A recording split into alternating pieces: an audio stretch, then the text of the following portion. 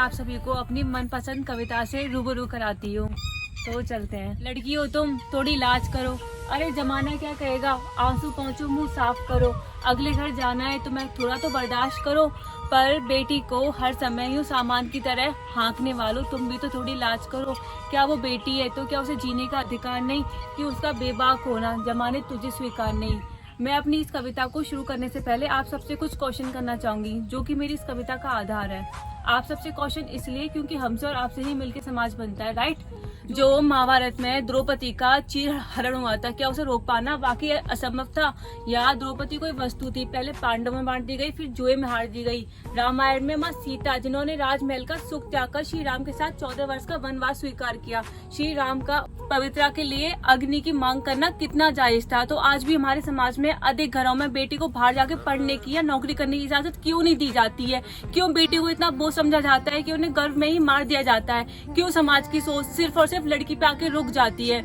तो मैं शुरू करती हूँ। औरत तू मैं कोई सामान नहीं, सुख में सबके साथ होती हूँ, दुख में अकेली रह जाती हूँ, दुनिया की नजरों में मैं कुदरत का करिश्मा कहलाती हूँ, परिचय किसी का मोहताज नहीं, खुद अपनी जुबानी कहती हूँ। रामायण महाभारत जैसे ग्रंथों में मैं अवला नारी बन रहती हूँ। मैं वो बिच्छा हूँ पांडवों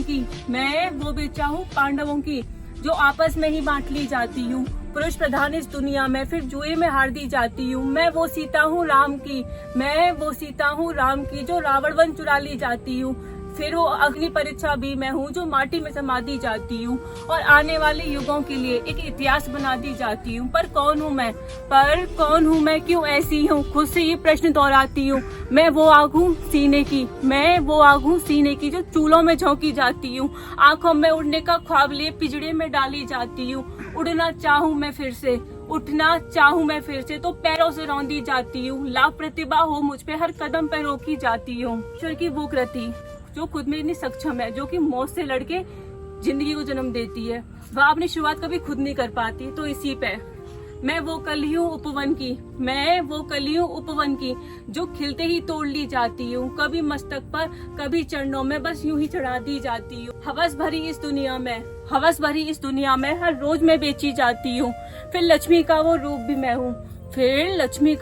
भी मैं हूँ जो घर घर में पूजी जाती हूँ। क्यों आगाज नहीं मैं, क्यों आवाज नहीं मैं, क्यों मैं सिर्फ एक जरिया हूँ आते जाते चंद लोगों का, क्यों मैं सिर्फ एक नजरिया हूँ। शोर भरी इस दुनिया में मन में सिमटी खामोशी हूँ। शायद मैं अपने इन हालातों की मैं खुद भी उतनी दोषी हूँ। पर एक बात कहूँ मैं ए दुनिया, मैं भी तेरे जैसी हूँ। मैं खामोशी हूँ उस मन की जो चैन से जीना चाहती हूँ। मैं ख्वाब हूँ अपनी आंखों का जो पूरा होना चाहती हूँ।